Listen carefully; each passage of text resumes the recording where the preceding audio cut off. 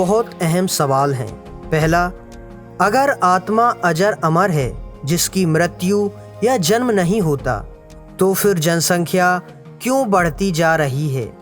और दूसरा सबसे अहम सवाल है, भारत में श्री राधे कृष्ण और श्री सीताराम सहित 33 करोड़ देवी देवताओं की पूजा होती है, पर उनमें से एक भी अभी नहीं है।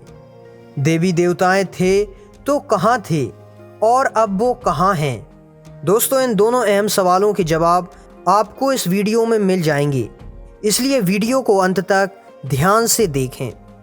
दोस्तों, परमात्मा ने इस धरा पर अवतरित होकर ब्रह्मा द्वारा भारत के उत्थान और पतन के 84 जन्मों की अद्भुत कहानी का गूढ़ रहस्य बताया है, जो 2 चित्रों के माध्यम से समझाया गया है। पहला कल्प वृक्ष और दूसरा 84 सीढ़ियों का चित्र।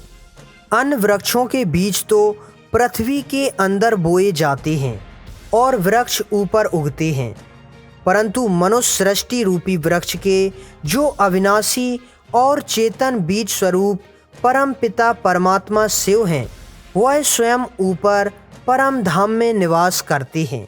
इसलिए कल्प वृक्ष उल्टा दर्शाया गया है। ये वृक्ष मनुष्य सृष्टि के विस्तार को दर्शाता है।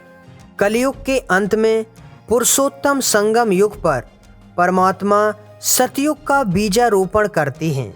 चित्र में आप देख सकते हैं, प्रजापिता ब्रह्मा, माता सरस्वती और ब्रह्मा कुमार कुमारियां दिख रहे हैं, जहां परमात्मा सर्व आत्माओं को मुक्ति व जीवन मुक्ति का वर्षा देती हैं। विनाश के पश्चात सभी आत्माएं अपने पिता परमात्मा के साथ अपने घर परमधाम चली जाती हैं।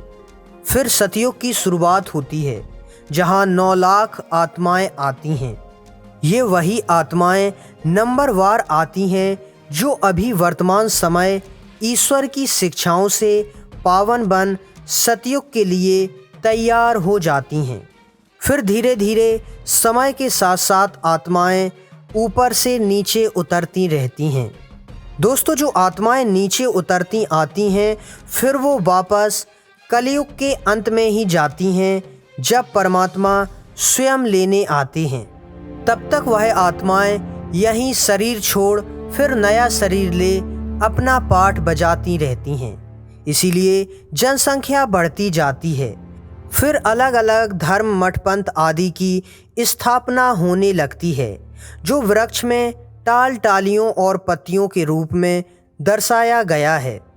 और फिर धीरे धीरे अंत तक संपूर्ण कल्प वृक्ष तैयार हो जाता है, माना सभी आत्माएं नीचे उतर आती हैं।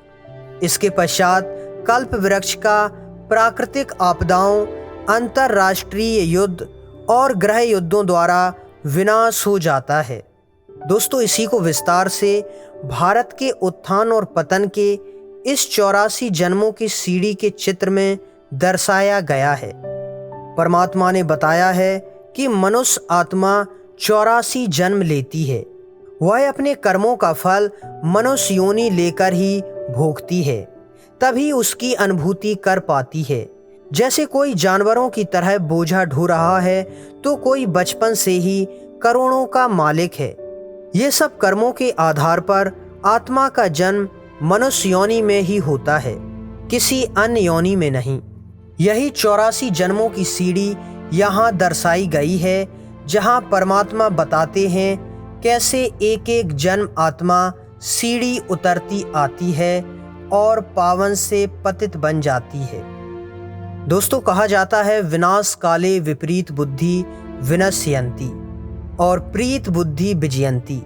ये अभी के समय के लिए कहा गया है, जहाँ होवनहार महाभारी विनाश के समय निराकार परमात्मा शिव के साथ प्रीत बुद्धि वालों की विजय होती है और विपरीत बुद्धि रूपी कौरव आपस में लड़कर कष्ट भोगकर वापस परमधाम चले जाते हैं। और विनाश काले प्रीत बुद्धि वाले रूहानी ज्ञान और राजयोग की यात्रा द्वारा सदगति को पाते हैं, अर्थात सतयुग की राजाई लेते हैं। सतयुग की राजाई मिलने के बाद यहीं से 84 जन्मों की सीढ़ी शुरू होती है। सतयुग में सूर्यवंशी देवता घराना होता है, जहाँ सभी 16 कला संपूर्ण श्री लक्ष्मी और नारायण के राज्य में संपूर्ण पावन निर्विकारी देवी देवता होते हैं। जहाँ शुरुआती जनसंख्या 9 लाख होती है।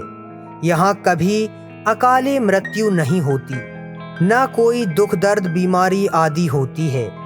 आत्मा सतो प्रधान होने के कारण शरीर भी सतो प्रधान, निरोगी और बहुत सुंदर सुंदर होते हैं। यहाँ प्रकृति भी अपनी सतो प्रधान अवस्था में होती है। यहाँ सर्दी गर्मी अलग अलग ऋतुएं न होकर सदा एक सा मौसम होता है। इसलिए दोस्तों कभी भी देवताओं को स्वेटर पहनते नहीं दिखाते हैं। यहाँ आयु 150 वर्ष होती है। आत्मा स्वतः खुशी खुशी एक शरीर छोड़ दूसरा धारण करती है। यहाँ जन्म विकारों से नहीं बल्कि पवित्र दृष्टि और संकल्प से ही संपूर्ण पवित्र जन्म होता है। इसका उदाहरण वर्तमान समय राष्ट्रीय पक्षी मोर है, जो आंसू धारण करके जन्म देती है।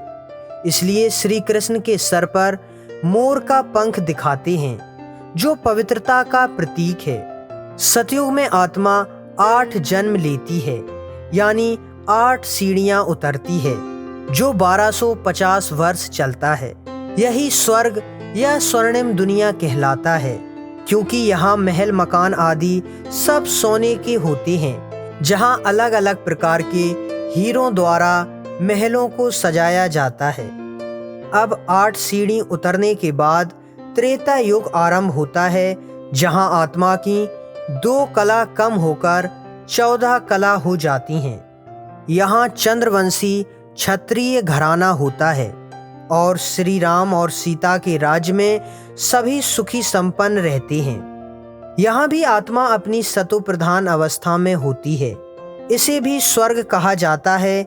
यहाँ आत्मा 12 जन्म लेती है और 100 वर्ष की आयु होती है। ये भी 1250 वर्ष चलता है। समय गुजरने के साथ साथ आत्माएं ऊपर से आती रहती हैं और फिर त्रेता युग के अंत तक 33 करोड़ की जनसंख्या हो जाती है। इसलिए हिंदू धर्म में 33 करोड़ देवी देवताओं की पूजा की जाती है। अब 2500 वर्ष गुजर जाते हैं और आत्मा के 20 जन्म हो जाते हैं, यानी आत्मा 20 सीढ़ी नीचे उतर आती है। इसके पश्चात द्वापर युग की शुरुआत होती है और अब देवताएं देह भान में आने के कारण विकारों के वश होने लगती हैं और कलाएं गिरकर 8 कला रह जाती हैं, जिसे वैश्य वर्ण कहा जाता है। और दुख दर्द शुरू हो जाता है, जिसके कारण भक्ति द्वारा ईश्वर को पुकारने लगते हैं और अलग अलग धर्म मठ पंथ आदि की स्थापना होती जाती है। इस युग में आत्माएं 21 जन्म लेती हैं, जहां औसत आयु 60 वर्ष की होती है। यहाँ अकाले मृत्यु शुरू हो जाती है। जैसे किसी ने अगर एक जन्म में ही 80 वर्ष की आयु को जी लिया, तो उसने अगले जन्म के भी 20 वर्ष इसी जन्म में जी लिए। इसलिए अगले जन्म में आयु 40 वर्ष की ही रह जाएगी। द्वापर युग भी 1250 वर्ष चलता है।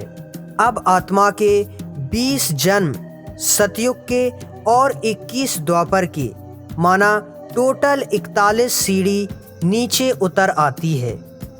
इसके बाद शुरुआत होती है कलयुग की, जहाँ पूर्ण रूप से आत्मा कलाहीन हो जाती है और दुख दर्द अत्याचार पापाचार की अति होती जाती है। यह शूद्र वर्ण कहलाता है और इस युग में आत्मा के 42 जन्म होते हैं। अब जन्म ज़्यादा होने के कारण उम्र भी बहुत कम हो जाती है, जहां औसत आयु 30 वर्ष रह जाती है। इसलिए कोई 80 वर्ष की उम्र में मरता है तो कोई 8 वर्ष की, तो किसी जन्म में तो उम्र घटकर 2-4 महीने ही रह जाती है। अब आत्मा पूर्ण रूप से अपने को भूल जाती है और पतित भ्रष्टाचारी पूजा, शुरू हो जाती है, जहां ईश्वर को न जानने के कारण कई स्थूल चीज़ों को पूजने लगते हैं और ईश्वर के नाम पर खुद पर और बेजुबान जानवरों पर अत्याचार करने लगते हैं। कई मठपंथ और भाषाएं हो जाती हैं। सुख शांति के लिए अलग अलग रूप में प्रयास भी होते रहते हैं। भारत पूर्ण रूप से जो शुरुआत में सुखी संपन्न था, सोने चांदी के महल थे, अब बिल्कुल ही गरीब हो जाता है और अब समय आ जाता है परमात्मा के अवतरण और पुनः सतयुग की स्थापना का।